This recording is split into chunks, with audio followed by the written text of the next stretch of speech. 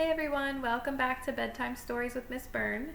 I don't know about you, but I am ready to dive right into chapter 3 and read about whatever the escape is. I can't believe that Wilbur has already been gone on chapter 2. I don't believe that that's going to stay. I have high hopes for this chapter that Fern's going to get Wilbur back. So let's see. The barn was very large. It was very old. It smelled of hay and it smelled of manure.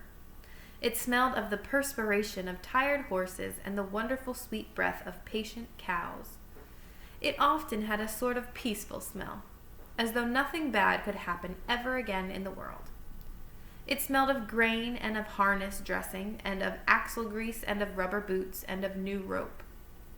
And whenever the cat was given a fish head to eat, the barn would smell of fish. But mostly it smelled of hay, for there was always hay in the great loft up overhead. And there was always hay being pitched down to the cows and the horses and the sheep. The barn was pleasantly warm in winter when the animals spent most of their time indoors. It was pleasantly cool in summer when the big doors stood wide open to the breeze.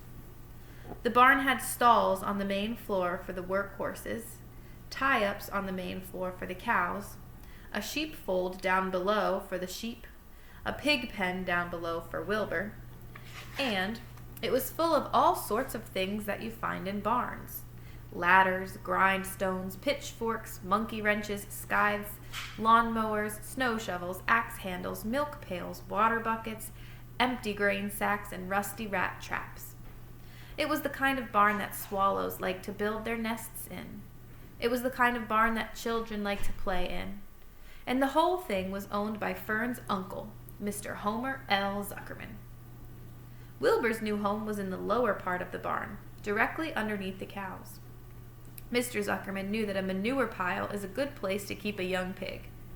Pigs need warmth, and it was warm and comfortable down there in the barn cellar on the south side. Fern came almost every day to visit him.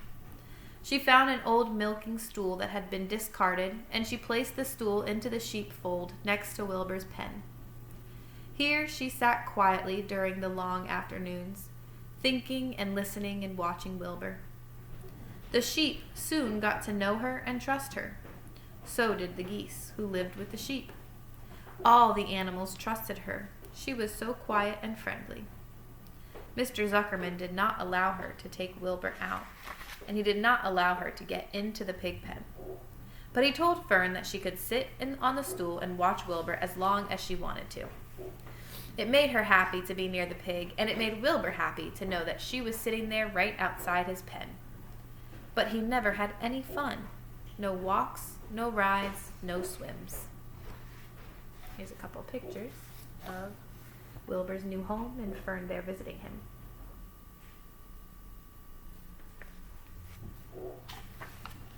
One afternoon in June, when Wilbur was almost 2 months old, he wandered out into his small yard outside the barn. Fern had not arrived for her usual visit. Wilbur stood in the sun, feeling lonely and bored. "There's never anything to do around here," he thought. He walked slowly to his food trough and sniffed to see if anything had been overlooked at lunch. He found a small strip of potato skin and ate it. His back itched, so he leaned against the fence and rubbed against the boards. When he tired of this, he walked indoors, climbed to the top of the manure pile, and sat down. He didn't feel like going to sleep. He didn't feel like digging. He was tired of standing still, tired of laying down. "I'm less than 2 months old, and I'm tired of living," he said. He walked out into the yard again. "When I'm out here," he said, "there's no place to go but in. When I'm indoors, there's no place to go but out in the yard." "That's where you're wrong, my friend," said a voice. I don't know about you, but Wilbur's situation feels a little bit like being in quarantine. Wilbur looked through the fence and saw the goose standing there. "You don't have to stay in that dirty little yard," said the goose, who talked rather fast. "One of the boards is loose. Push on it, push, push, push, push on it, and come on out. What? Said Wilbur. Say it slower. At the risk of repeating myself, said the goose, I suggest that you come on out. It's wonderful out here. Did you say a board was loose? That I did, said the goose. Wilbur walked up to the fence and saw that the goose was right. One board was loose.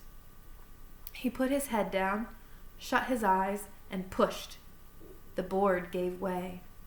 In a minute he had squeezed through the fence and was standing in the long grass outside his yard. The goose chuckled. How does it feel to be free, she asked. I like it, said Wilbur. That is, I guess I like it.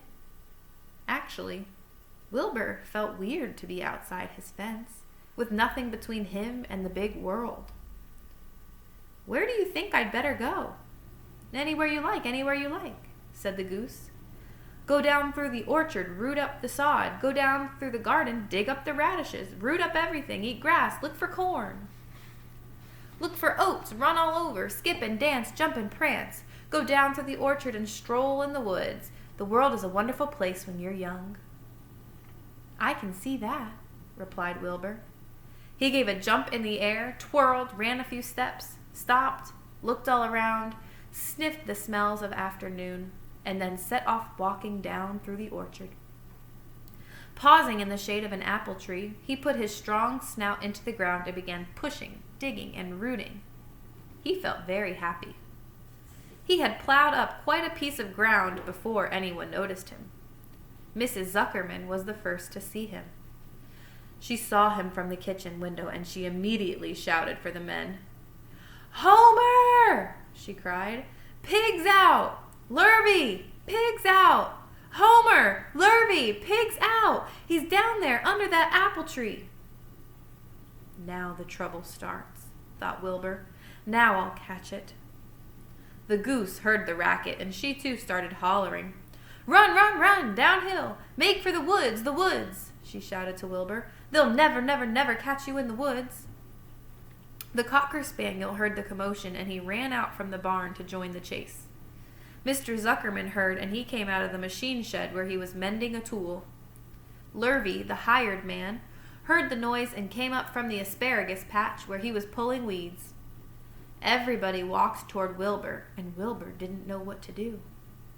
The woods seemed a long way off, and anyway, he had never been down there in the woods and wasn't sure he would like it. Get around behind him, Lurvy, said Mr. Zuckerman, and drive him toward the barn. And take it easy, don't rush him. I'll go and get a bucket of slops. The news of Wilbur's escape spread rapidly among the animals on the place. Whenever any creature broke loose on Zuckerman's farm, the event was of great interest to the others. The goose shouted to the nearest cow that Wilbur was free, and soon all the cows knew. Then one of the cows told one of the sheep, and soon all the sheep knew. The lambs learned about it from their mothers.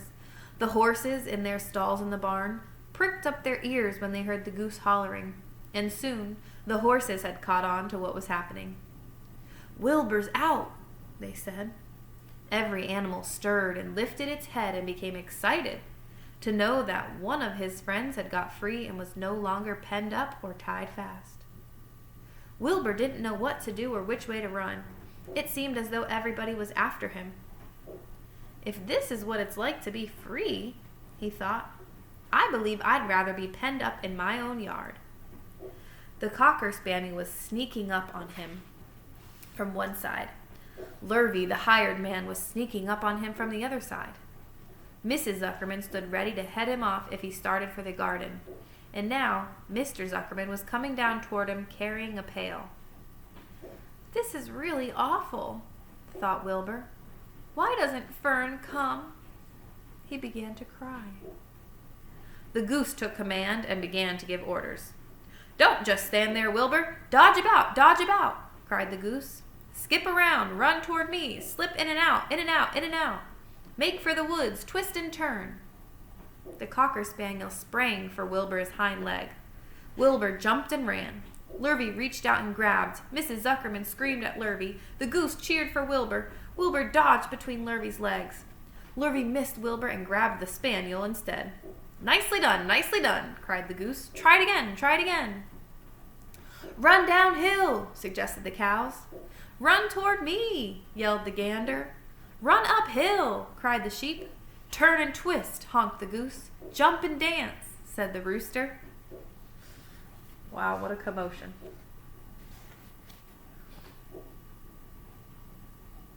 You can see Lurvy trying to catch him and he gets the dog instead.